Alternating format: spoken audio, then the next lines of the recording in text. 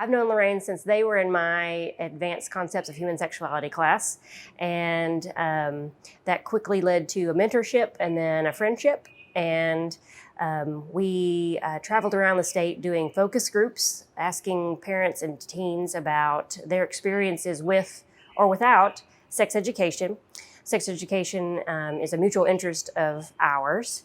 And since that time, they have done a number of trainings on campus and in the community because they are a health educator and a sex educator, and that's what they do best. I would say my biggest success has been working with various departments and faculty and staff and just community members to increase access to care for our LGBTQ plus populations, but also like increase knowledge of affirming practices for our students here. So moments like that, I would say, are rewarding. Like having someone lean on me and being able to be that person, because I've been fortunate enough to have those people in my life, and so being able to kind of pay it forward, or even some folks would say, like, I found the ladder, and instead of pulling it up, I'm just leaving it down so that other folks can use it.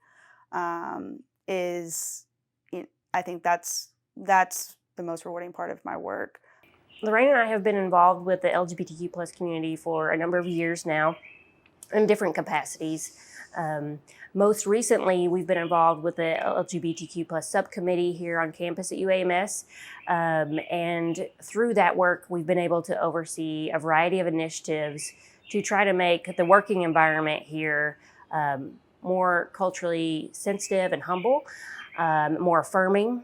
My biggest thing that I've always been passionate about, and why I do the DRPH, is why I went into public health, is education. Education is the one thing that you can never take away from anybody, and that's what has really been the driving force behind my work since I've started doing this work almost a decade ago. With that being my passion, like, I believe, like, if we're able to educate both providers and staff and community members and even members of the LGBTQ plus community about things, and they're going to be able to walk in more confident and receiving and accepting care, but also our providers are going to be more informed on how to give affirming practice care.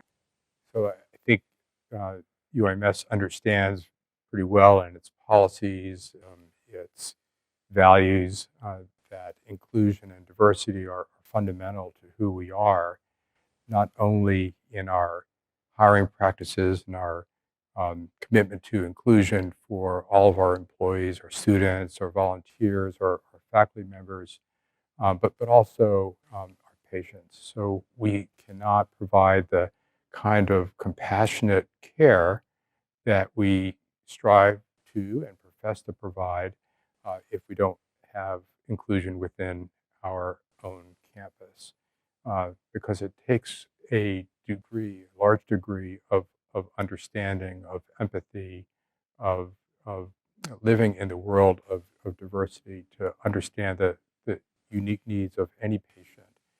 And so my ultimate goal would be to include LGBTQ folks in curriculum, and include them in policy changes, remove barriers to accessing care, reduce stigma. Now that I've been doing public health for so long, it's like being able to bring my experience out to folks, like, hey, this is what I do, and it's considered public health. And they're like, what? I'm like, I know, it's pretty cool. What are you interested in? And being able to relate that with them has been really, really awesome.